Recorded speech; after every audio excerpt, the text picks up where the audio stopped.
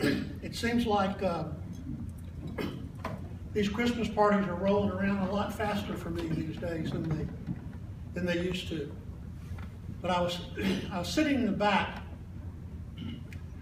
during the concert and watching all the festivities, and I just got to tell you, just being able to sit back there and watch all you folks, it just makes me very, very proud. You are the heart and soul of our various corporate entities, and I just want you to know how much I appreciate it. As I was thinking about what message I could deliver today that might make your Christmas a little more meaningful, I got to thinking about the dark. And I don't know why, it just sort of came to me. But have you ever noticed how little children and even some adults are afraid of the dark? I was wondering, why is this? And perhaps at some fundamental level, the darkness represents the great unknown. But whatever the reason, I think it is safe to say that many are indeed afraid of the dark. Now, my brother Fred and Joe and I, we were blessed to grow up in a beautiful home only 4 blocks from our corporate headquarters. And one of the interesting things about this particular house was that it had a huge basement. This basement was the scene of many parties and wonderful memories. It was completely underground. And I often thought that when you cut out the lights, it was the darkest place on earth. And for this young boy, it was also one of the scariest places on earth. I used to spend almost every morning when I was a child, before I started to school, and even after I started to school for a while, with Hack in that basement, getting ready to see what the day would bring. But you know, I never remember cutting out the lights and then walking up those stairs. Even as an adult, after the lights were out, I always managed to take those steps, at least 2 at a time, and all the while imagining what evil may lurk in that darkness.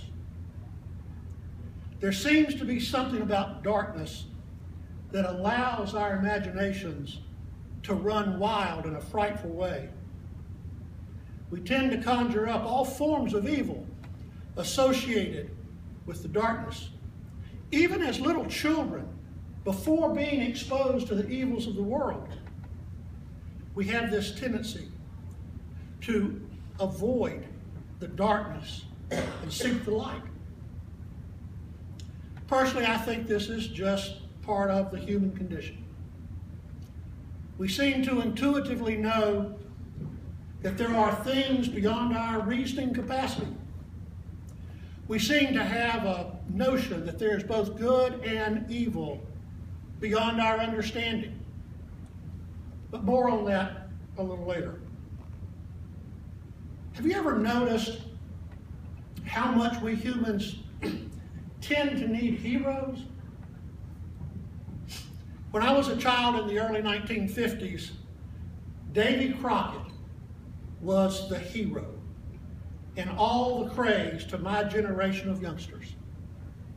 We had the rifle, we had the vest, and most importantly, we had that coonskin cap. And then just a little later, I remember a fellow named Clark Kent. Perhaps you may recall. Faster than a speeding bullet, more powerful than a locomotive, able to leap tall buildings in a single bound. Look, up in the sky, it's a bird, it's a plane. No, it's Superman, a strange visitor from another planet who came to Earth with powers and abilities far beyond those of mortal men. Superman, who can change the course of mighty rivers, able to bend steel with his bare hands, and who, disguised as Clark Kent, a mild-mannered reporter for a great metropolitan newspaper, fights a never-ending battle for truth, justice, and the American way. You ever remember that? I watched it all the time. Even today, we have our heroes. Have you watched the Batman movies? Or the Avengers with Captain America, the Hulk, and all the other Marvel comic heroes come to life on the big screen? Why are they so popular? Well, I think it's because they fight the bad guys, and they give us hope. We tend to recognize intuitively that imbued in the very heart of the human person is a notion of good and evil, right and wrong. The philosophers would call this the natural law.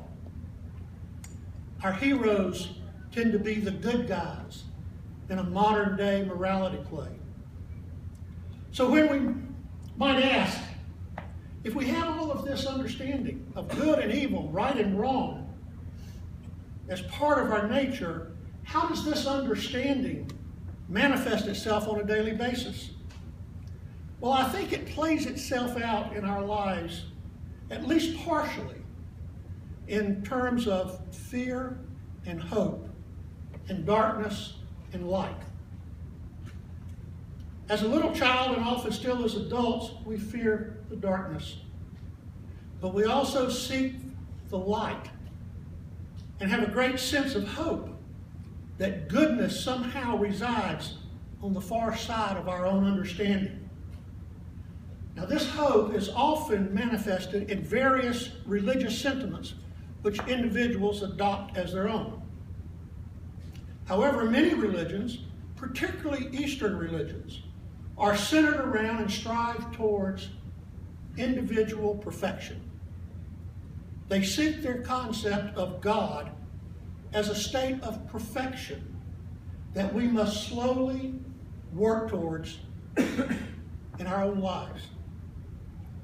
And the way we work towards this perfection is to learn to control and then eradicate all of our desires. In some religions, you are deemed to reach this state of perfection and peace when you desire nothing. The end result of this concept of perfection is nothingness. But what does all this have to do with Christmas?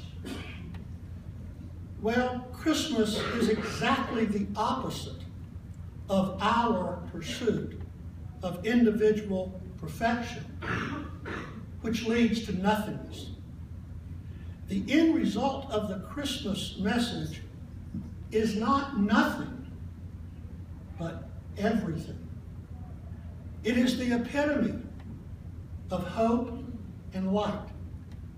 For Christmas represents not our seeking of God, but of God seeking us and giving us everything. Because of Christmas, we don't need Superman or our other comic heroes. You see, we have the original superhero who was born of the Virgin Mary to bring light into a dark world and to replace despair with hope. We have the only true God-man, truly God with a divine nature, yet truly man with a human nature, but still only one person, Jesus Christ, God the Son, the second person of the Holy Trinity, and yet still the Son of Mary. It is He who grew up and healed the lame, made the blind to see, walked on the water, calmed the sea, raised the dead, conquered sin and even death, so that we may know the way, know the truth, and have life. and have it more abundantly. He is still today the light unto the world that destroys the darkness and the evil that lurks therein. He is our hero, who walked this earth as a man's man, who faced down the imperial powers of his day and the raging power of hell itself, and stood strong and firm and faithful, and in so doing won for us the hope of eternal salvation. It is this child lying in a manger that is the Lord of all creation. It is this child who seeks to give us everything.